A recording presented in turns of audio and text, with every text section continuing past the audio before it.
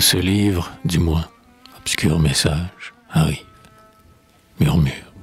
à ce silence et flot à cette rive,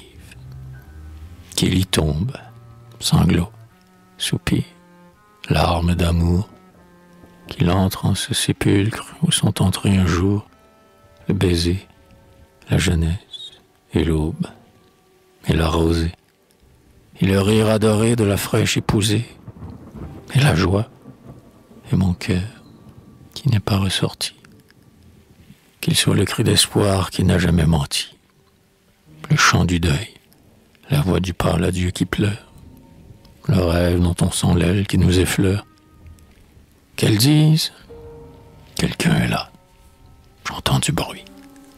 qu'il soit comme le pas de mon âme en sa nuit. Ce livre, légion tournoyante et sans nombre, d'oiseaux blancs dans l'aurore et d'oiseaux noirs dans l'ombre, ce vol de souvenirs fuyant à l'horizon, cet essaim que je lâche au seuil de ma prison, je vous le confie, air, souffle,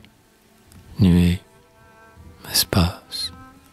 que ce fauve océan qui me parle à voix basse, lui soit clément, l'épargne et le laisse passer, et que le vent ait soin de n'en rien disperser, et jusqu'au froid caveau fidèlement apporte ce don mystérieux de l'absent à la morte. Ô Dieu, puisqu'en effet, dans ces sombres feuillets, dans ces strophes qu'au fond de vos cieux je cueillais, dans ces chants murmurés comme un épithalame, pendant que vous tourniez les pages de mon âme, puisque j'ai, dans ce livre, enregistré mes jours, mes mots,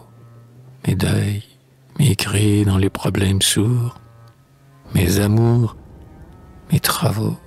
ma vie heure par heure, puisque vous ne voulez pas encore que je meure, et qu'il faut bien pourtant que j'aille lui parler,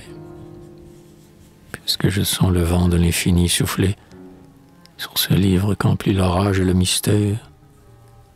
puisque j'ai versé là toutes vos ombres, terre, humanité, douleur, dont je suis le passant, puisque de mon esprit,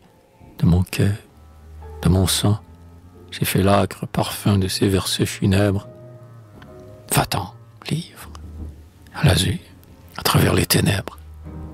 fuyez vers la brume où tout à pas lent est conduit. Oui, qu'il vole à la fosse, à la tombe, à la nuit, comme une feuille d'arbre ou comme une âme d'homme, qu'il rôle au gouffre où va tout ce que la voix nomme, qu'il tombe au plus profond du sépulcre hagard, à côté d'elle, aux morts, et que là, le regard, près de l'ange qui dort, lumineuse et sublime, le voit épanoui, sombre fleur de l'abîme.